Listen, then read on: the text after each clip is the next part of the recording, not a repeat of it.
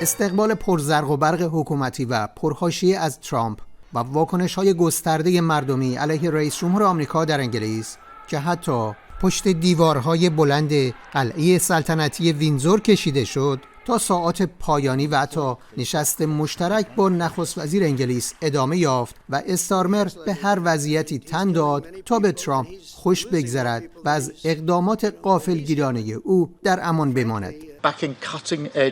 مهمترین دستاوردهای این سفر قرارداد چند صد میلیاردی دو طرف از جمله به منظور ساخت 12 راکتور هسته‌ای جدید برای تولید برق هسته‌ای در انگلیس اعلام شده است.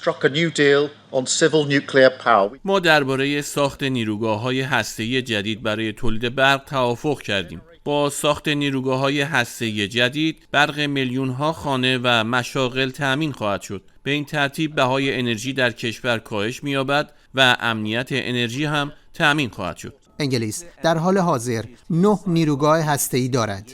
2 نیروگاه هسته‌ای بزرگ نیز برای تأمین برق 6 میلیون خانه در این کشور در دست ساخت است. 350 billion euros in new reactors. در حالی که دولت‌های غربی به سرکردگی آمریکا، انگلیس و فرانسه به سرعت در حال تولید و گسترش انرژی هسته‌ای حتی در زمینه نظامی‌اند، تلاش ایران برای استفاده صلح‌آمیز از انرژی هسته‌ای همچون خاری در چشم این حکومت‌ها شده است. به عقیده شماری از کارشناسان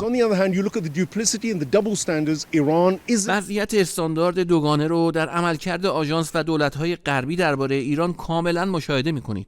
با اینکه ایران عضو پیمان منع گسترش سلاح‌های هسته‌ای، به آموزش‌ها و خدمات هسته‌ای دسترسی نداره و مدام هدف تهدید آمریکا و متحدانش قرار میگیره، اما برای خودشون همه جور حقوقی قائلن. Future of nuclear energy in Europe. بر اساس گزارش‌های رسمی منتشر شده، حدود 15% برق مورد نیاز انگلیس و بیش از 1/4 برق مورد نیاز کشورهای عضو اتحادیه اروپا از حدود 110 نیروگاه هسته‌ای موجود در این کشورها تأمین میشه.